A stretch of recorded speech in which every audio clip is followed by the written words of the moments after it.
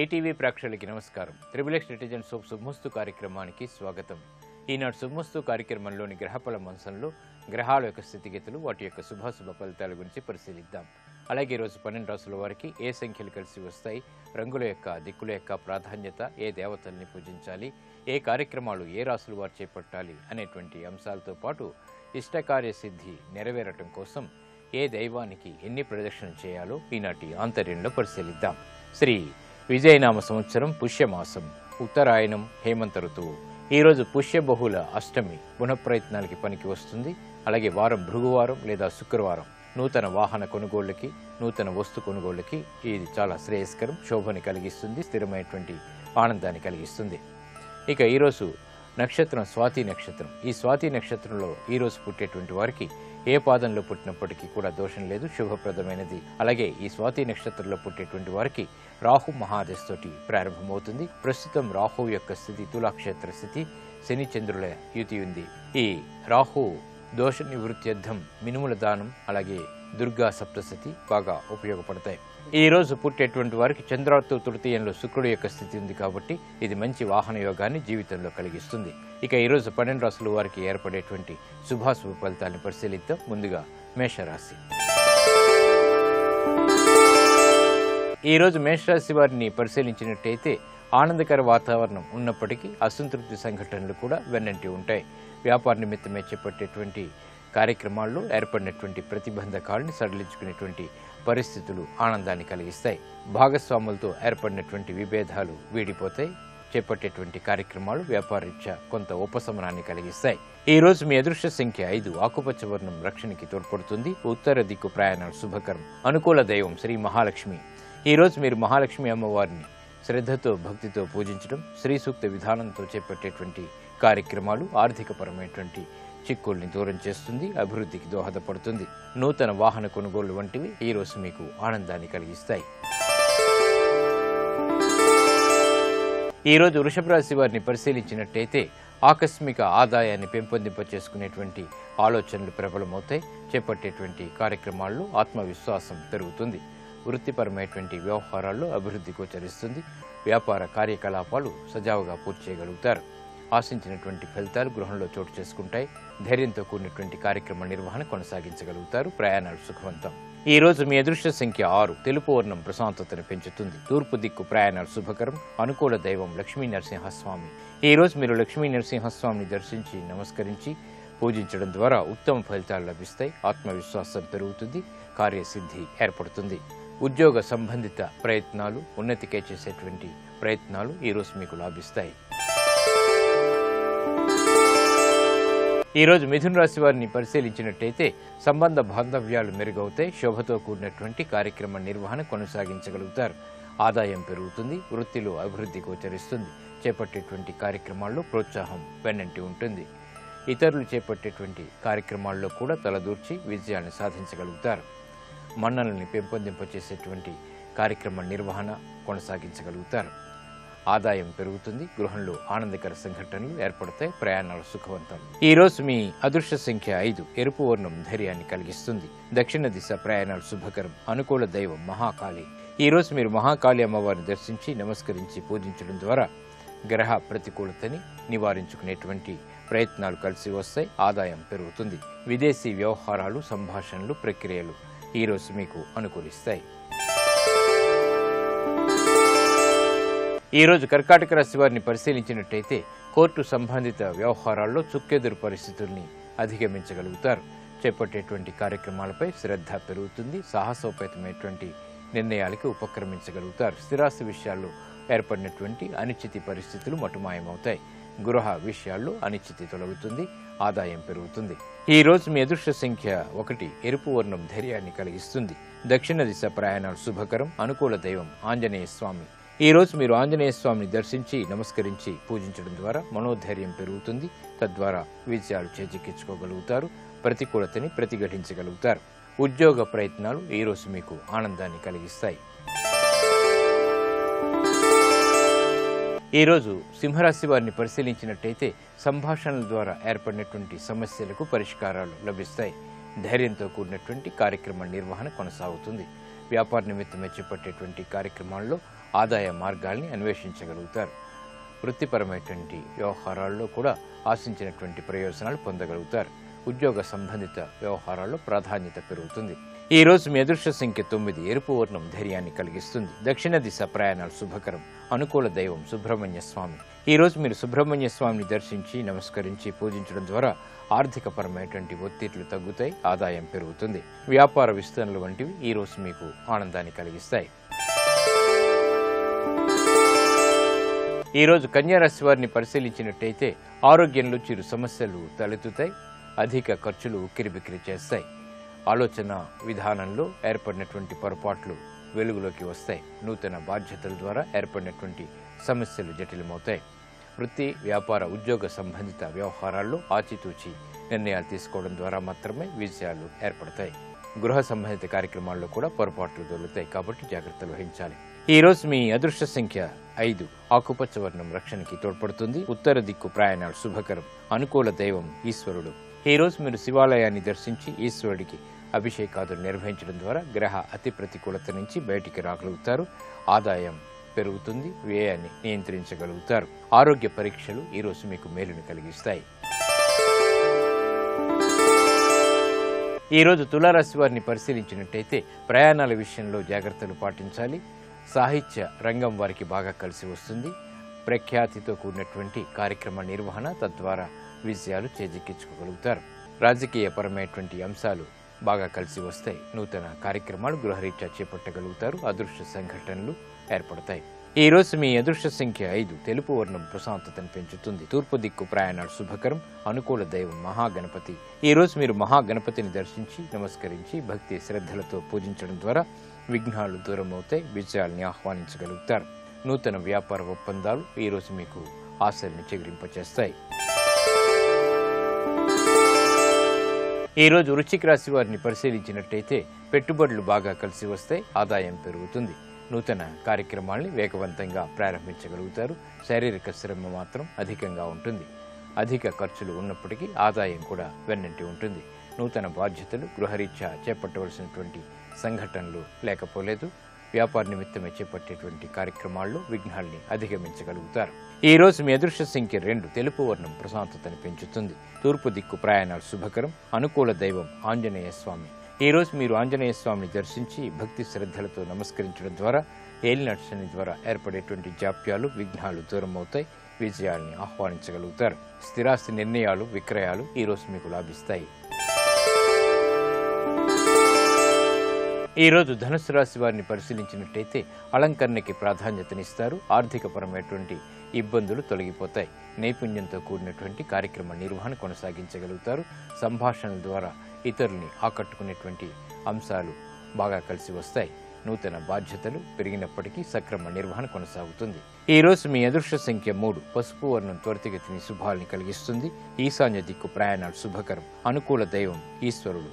ఈ రోజు మీరు శివాలయాన్ని దర్శించడం, ఈశ్వరుడికి అభిషేకాదులు నిర్వహించడం వంటి కార్యక్రమాలు గ్రహ అనుకూలతని రెట్టింపు చేస్తుంది. ఆనందకర సంఘటన ద్వారా విజయాలను తెచ్చిపెడుతుంది. విద్యా సంబంధిత ప్రయత్నాలు ఈ రోజు మీకు లాభిస్తాయి. ఈ రోజు మకర రాశి వారిని పరిశీలించినట్టయితే ఉద్యోగ సంబంధిత వ్యవహారాల్లో ఆకస్మిక చిరాకులు ప్రబలమవుతాయి కాబట్టి జాగ్రత్తలు వహించాలి. బాధ్యతలు బాగా పెరుగుతాయి. చేపట్టేటువంటి కార్యక్రమాల్లో పొరపాట్లు దొరుకుతాయి. నూతన వ్యవహారాల్లో సంకోచాలు ప్రబలమవుతాయి. వ్యాపార నిమిత్తమే చేపట్టేటువంటి కార్యక్రమాల్లో ఆర్థిక ఇబ్బందులకి గురయ్యేటువంటి సంఘటనలు లేకపోలేదు. గృహ విషయాలు మాత్రం సానుకూలం. ఈ రోజు మీ అదృష్ట సంఖ్య 5. ఆకుపచ్చ వర్ణం రక్షణకి తోడ్పడుతుంది. ఉత్తర దిక్కు ప్రయాణాలు శుభకరం. అనుకూల దైవం శ్రీ మహాలక్ష్మి. ఈ రోజు మీరు మహాలక్ష్మి అమ్మవారిని దర్శించి నమస్కరించి కుంకుమార్చనతో కూడినటువంటి పూజాది కార్యక్రమాలు భక్తితో శ్రద్ధతో నిర్వహించడం ద్వారా ఆర్థిక చిక్కులు వీడిపోతాయి. ఆదాయం పెరుగుతుంది. సంకోచాలు దూరమవుతాయి. గృహ సంబంధిత కార్యక్రమాలు ఈ రోజు మీకు లాభిస్తాయి. ఈ రోజు కుంభరాశి వారిని పరిశీలించినట్టయితే ఒత్తిళ్లు బాగా తగ్గుతాయి. చేపట్టేటువంటి కార్యక్రమాల్లో అభివృద్ధి ప్రారంభమవుతుంది. వృత్తిపరమైన వ్యాపార సంబంధిత కార్యక్రమాల్లో ఏర్పడినటువంటి సమస్యలకు పరిష్కారాలు లభిస్తాయి. పట్టుదలతో కూడినటువంటి కార్యక్రమ నిర్వహణ, శ్రద్ధతో కూడినటువంటి కార్యక్రమ నిర్వహణ ద్వారా విజయాలు దగ్గరవుతాయి. ఆత్మవిశ్వాసం పెరుగుతుంది. పిల్లల ద్వారా ఆనందం లభిస్తుంది. ఈ రోజు మీ అదృష్ట సంఖ్య 2. తెలుపు వర్ణం ప్రశాంతతను పెంచుతుంది. తూర్పు దిక్కు ప్రయాణాలు శుభకరం. అనుకూల దైవం సుబ్రహ్మణ్య స్వామి. ఈ రోజు మీరు సుబ్రహ్మణ్య స్వామిని దర్శించి నమస్కరించి పూజించడం ద్వారా ఆర్థికపరమైనటువంటి అంశాల్లో ఆదాయాన్ని పెంపొందింప చేసుకోగలుగుతారు. శుభవార్తలు వింటారు. నూతన వ్యాపార కార్యక్రమాలు ఈ రోజు మీకు లబ్ధిని చేకూరుస్తాయి. ఈ రోజు మీనరాశి వారిని పరిశీలించినట్లయితే ఉద్యోగ విషయాల్లో ఆశించినటువంటి ఫలితాలు పొందగలుగుతారు. అభివృద్ధికి చేపట్టేటువంటి కార్యక్రమాలు సత్ఫలితాన్ని కలిగిస్తాయి. నూతన ఉత్సాహం ఏర్పడుతుంది. విదేశీ వ్యవహారాలు లాభిస్తాయి. చేపట్టేటువంటి కార్యక్రమాల్లో పట్టుదల పెరుగుతుంది. ప్రయాణాల విషయంలో జాగ్రత్తలు పాటించాలి. ఈ రోజు మీ అదృష్ట సంఖ్య 2. తెలుపు వర్ణం ప్రశాంతతను పెంచుతుంది. తూర్పు దిక్కు ప్రయాణాలు శుభకరం. అనుకూల దైవం మహాలక్ష్మి. ఈ రోజు మీరు మహాలక్ష్మిని దర్శించి నమస్కరించి శ్రీ సూక్త విధానంతో భక్తితో శ్రద్ధతో పూజించడం ద్వారా అదృష్ట సంఘటనని ఆహ్వానించగలుగుతారు. ఆర్థిక ఆకస్మిక అభివృద్ధి చేకూరుతుంది. ఆర్థిక లావాదేవీలు, సంభాషణలు, ప్రక్రియలు ఈ రోజు మీకు లాభిస్తాయి.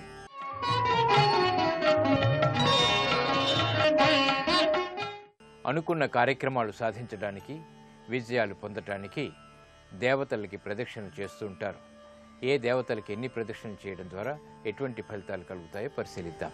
ధనవంతులైన, విద్యావంతులైన, జీవితంలో స్థిరపడిన వారైనా, ఎలాంటి వారికైనా ఈ జీవన యాత్రలో ఏదో ఒక సమస్య, కోరిక ఉంటూనే ఉంటాయి. అలా సమస్యలు ఉత్పన్నమైనప్పుడు తమను సృష్టించినటువంటి భగవంతుణ్ణి ఆరాధించటం, ఆ భగవంతుడి కృపకే ప్రదక్షిణలు చేయటం భక్తులు చేస్తూ ఉంటారు. ఈ విశ్వాన్ని ఎల్లవేళలా కాపాడే దేవదేవునికి విన్నవించుకునేందుకు ఇంట్లో మనం చేసేటువంటి పూజలేగాక ఊరిలోని ఆలయానికో పుణ్యక్షేత్రాలను సందర్శిస్తూ ఉంటారు.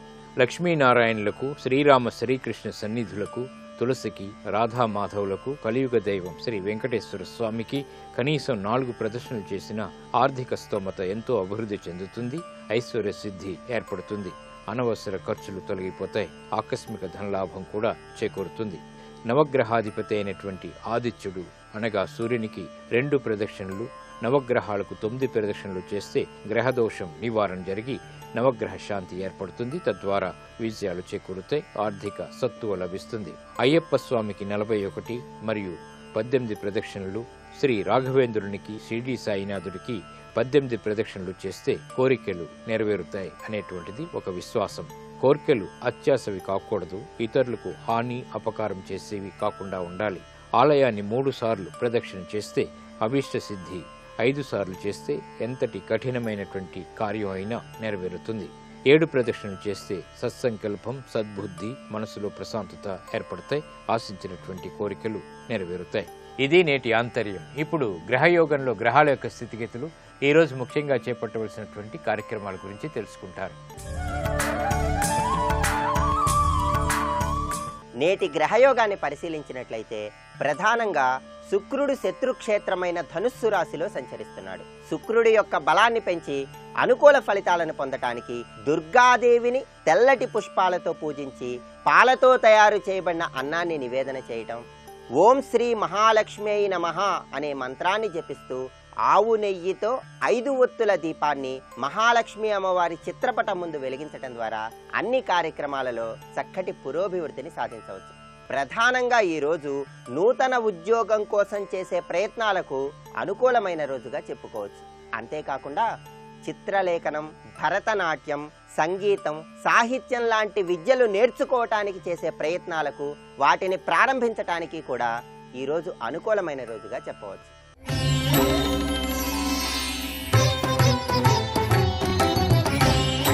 మీకు తరచు ధనం చేతికందినట్లే అంది జారిపోతున్నటువంటి తరుణంలో కార్యాచరణలో ముందడుగు వేయటానికి దైవబలం రీత్యా ఏం చేయాలి? ఏదైనా మంగళవారం నాడు సుబ్రహ్మణ్యేశ్వర స్వామి వారిని ఆరాధన చేయటం ద్వారా స్వామివారికి నువ్వులు బెల్లం కలిపినటువంటి చిమ్మిలిని నివేదన చేయటం ద్వారా సుబ్రహ్మణ్యేశ్వర స్వామి వారి యొక్క అనుగ్రహంతో చేతికి అందినట్లే అంది జారిపోతున్నటువంటి ధనం తొందరగా మీ వశమవటానికి ఆస్కారం ఎంతగానో ఉంది.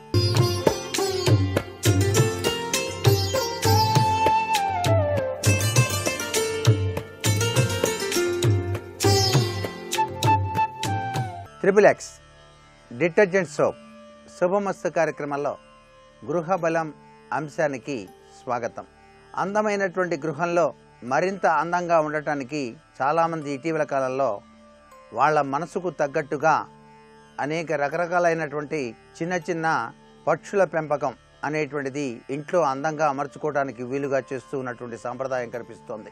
అయితే పక్షుల యొక్క కిలకిల రావాల యొక్క ప్రభావం గృహంపై ఎటువంటి వాస్తుశాస్త్రరీత్యా చక్కటి ఫలితాన్ని ఇస్తుందా లేదా అనేటువంటి విషయం కించిత్తు ఆలోచించాల్సిన పరిస్థితి ఎంతైనా ఉంది.